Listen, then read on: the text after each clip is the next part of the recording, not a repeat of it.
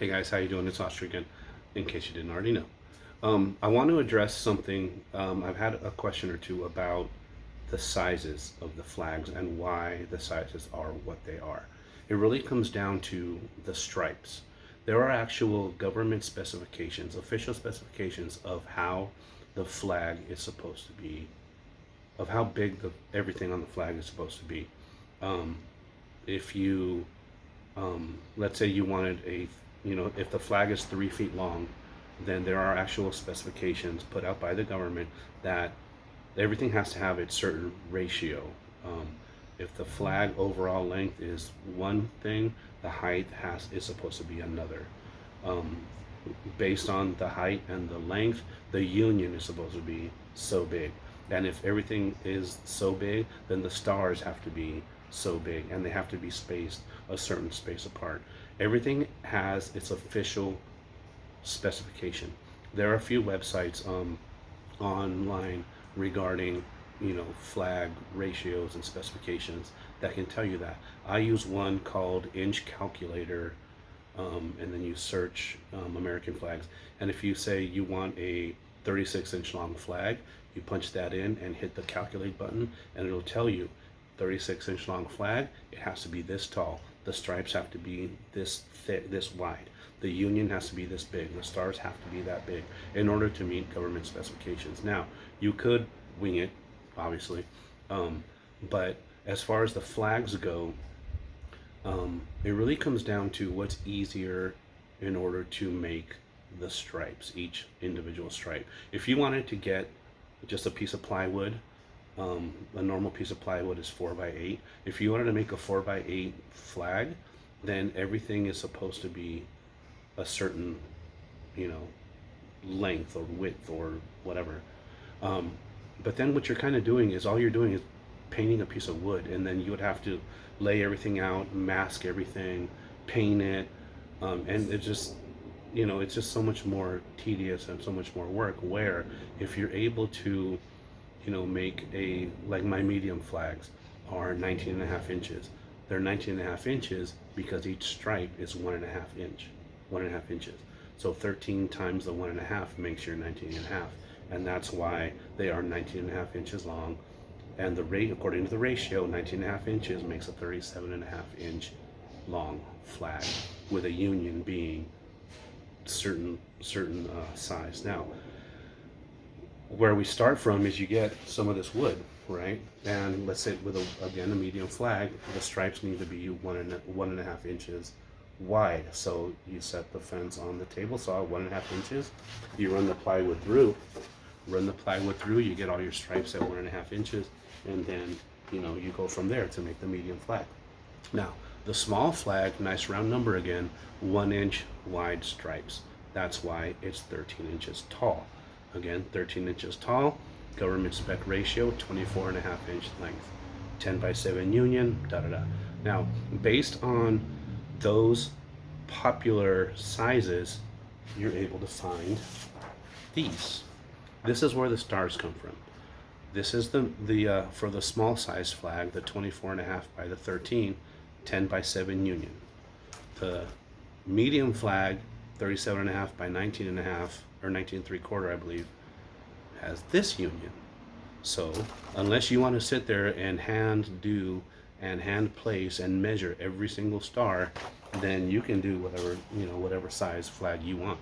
But the proper ratios, proper specifications are what they are, and that's why the sizes of the flags are what they are. I had a couple questions as to, is there anything between the small and the medium? Well, no, because that's, a 1 inch stripe constitutes the small size flag. A 1.5 inch stripe constitutes the medium flag. A 2 inch stripe constitutes what's a large flag, which I haven't made yet because nobody's asked for it, but it's available. The mini is actually a 3/4 inch thick stripe. That's why it is the size it is, the mini that I showed you in the first video. Now, for example, this is a medium flag that I just finished for a neighbor. This is actually the unit he was with in Vietnam.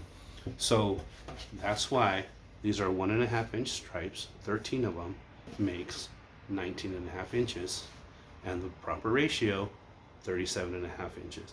I say 38, or I kind of say a nice round number, because what happens is with a slightly longer flag, it takes away, some people kind of might think this is a little boxy, so an elongated flag just kind of takes away the boxiness effect and kind of makes it just a little more, well, elongated, like I said. So this is one I just finished. I'm actually pretty proud of this one. The gentleman gave me a picture of his patch from Vietnam, and I was able to duplicate it and use acrylic paints and paintbrush and paint it in. But you know, that's something we can do. So getting back to that, so based on those easy configurations and sizes, people make those particular sizes of stencils, and I'm able to order them and get a hold of those. Now, they do come bigger. I actually have a colleague who said he wants one, like I made my brother, the 82nd Airborne with the wings on it. He wanted one, and I said, how big do you want it? He said, as big as you can make it. And I said, okay. So I did a little bit of research. I looked at what sizes of stencils are out there for how big the flag is, and I was able to find this stencil. This is almost as big as one of the small flags. This stencil will make a 69-inch long flag. So he wants a flag that's almost 6 feet long.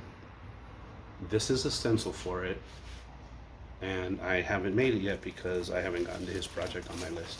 So the sizes are what they are for specific reasons as far as the dimensions go. So there was some questions, so I just wanted to put this out there, maybe to answer. If you had a question as to why, you know, the sizes are what they are, that's why. So just a little information to put out there. So I just finished that one. I'm gonna put a couple coats of polyurethane over it.